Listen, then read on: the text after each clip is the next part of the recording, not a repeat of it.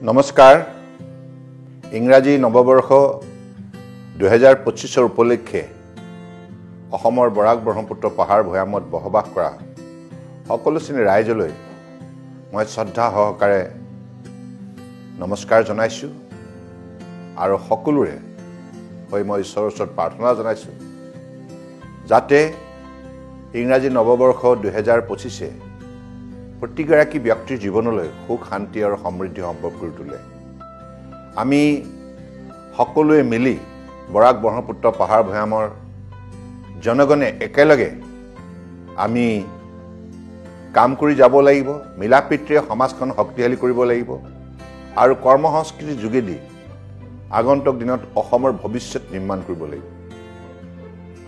বৰ্তমান সময়ত ভাৰতবৰ্ষৰ মাননীয় প্ৰধানমন্ত্ৰী নৰেন্দ্ৰ মোদী ডাঙৰীয়াৰ নেতৃত্বত আজি ভাৰত ৰাষ্ট্ৰই বিশ্বৰ বুকুত যেনেধৰণে সমাদৰ বুটলিবলৈ সক্ষম হৈছে সুখ্যাতি আজি কঢ়িয়াই আনিবলৈ বিভিন্ন কৰ্মক্ষেত্ৰত বিভিন্নগৰাকী ব্যক্তি সফল হৈছে বিশ্বমঞ্চত ভাৰতবৰ্ষক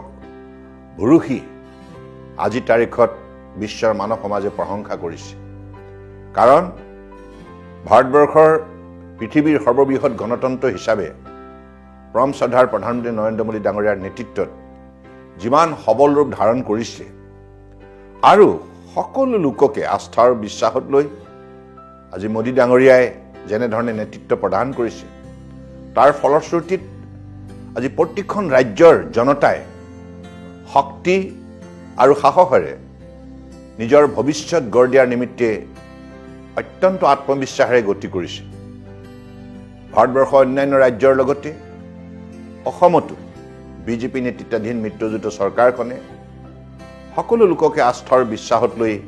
নিষ্ঠাৰে কাম কৰিছে আৰু আমি এই কথা একবিংশ শতিকাত উপলব্ধি কৰিব লাগিব যে আমি সকলোৱে মিলাপ্ৰীতিৰে সমন্বয় দ্বাৰা শক্তিশালী সমাজ সকলো সময়তে জীয়াই ৰাখিব পাৰিলেহে